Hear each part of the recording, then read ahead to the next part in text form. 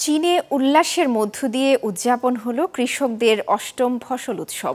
দেশ জুড়ে আয়োজিত হয় ফসল মেলা, সাংস্কৃতিক অনুষ্ঠান ও কৃষি প্রযুক্তির প্রদর্শনী। বিভিন্ন প্রদেশে চলছে তুলা, কিউই ও ধান সংগ্রহ। আধুনিক কৃষির উন্নয়ন ও গ্রামীণ পুনরুজ্জীবনে গুরুত্ব দেওয়া হয়। 2018 সালে শুরু হওয়া এই উৎসব কৃষকদের জন্য প্রথম জাতীয় উৎসব।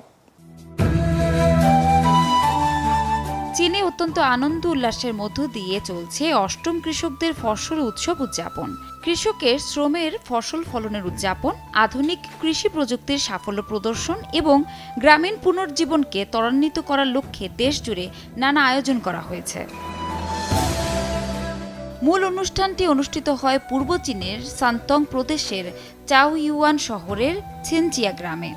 এখানে ফসলের মেলা এবং বিভিন্ন সাংস্কৃতিক কার্যক্রম আধুনিক কৃষির উন্নয়ন চিত্র তুলে ধরে এবং স্থানীয় ও জাতীয় প্রিমিয়াম কৃষিপণ্যকেও প্রচার করা হয়।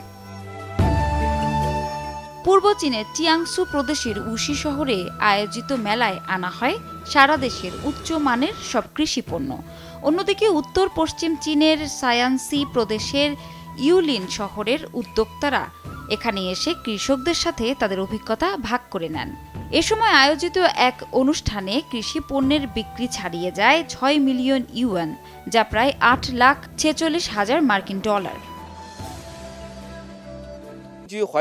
আমরা ধান ও রাইস বীজ উৎপাদন শিল্পকে সক্রিয়ভাবে বিকশিত করছি, সেই সাথে খাদ্য নিরাপত্তা রক্ষার জন্য ক্রমাগত উচ্চমানের বীজ চাষ করছি।